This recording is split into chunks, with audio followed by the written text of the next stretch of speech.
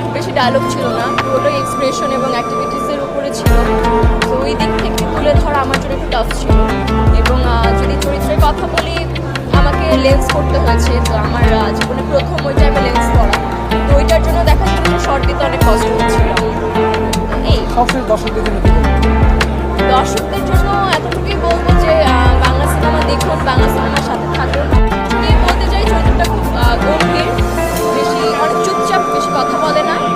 তো ওই দিক থেকে আসলে আমাদের কাজটা করতে হয়েছে। বাস্তবে কি আপনি চুপচাপ কিনা বা তো আমি এখানে রাহেলার কিশোরী চরিত্র